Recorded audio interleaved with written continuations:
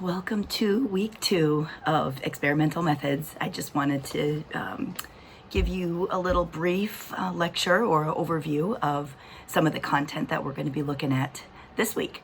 So in research, we have kind of the first steps in research. And one of the things we need to talk about is our research questions, hypotheses, and predictions. And so when we're thinking about a research question, the first and most general step in designing and conducting research is to come up with some ideas or a question. The hypothesis is a tentative answer to that research question that we're going to test. So it's once it's proposed, once we've had the hypothesis generated or we've figured out what our hypothesis is, data must be gathered and evaluated in terms of whether the evidence is consistent with our hypothesis or inconsistent with the hypothesis. So once we've kind of thought about, let's see, what are my questions? What do I want to study? What kinds of things out there am I interested in learning more about or testing? Then we design the study. So the researcher can make specific predictions about the outcome of the study that we're designing. So the prediction follows directly from that hypothesis. It's directly testable and it includes specific variables and methodologies.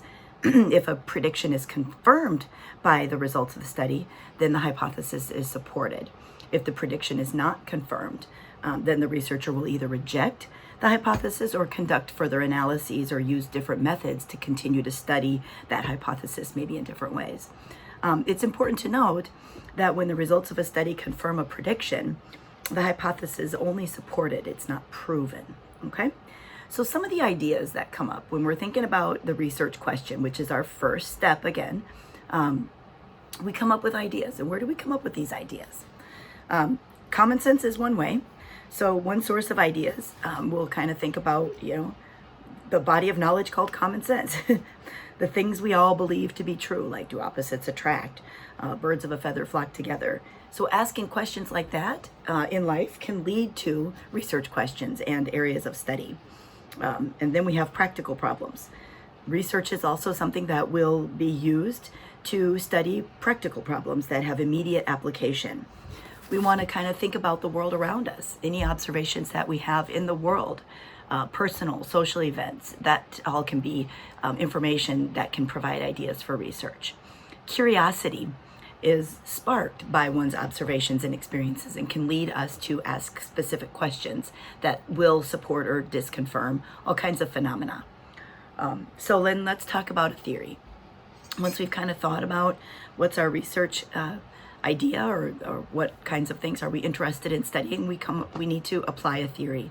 The theory is a systematic body of ideas about a particular topic or phenomena. Theories will help us to organize and explain a variety of specific factors and descriptions of behavior.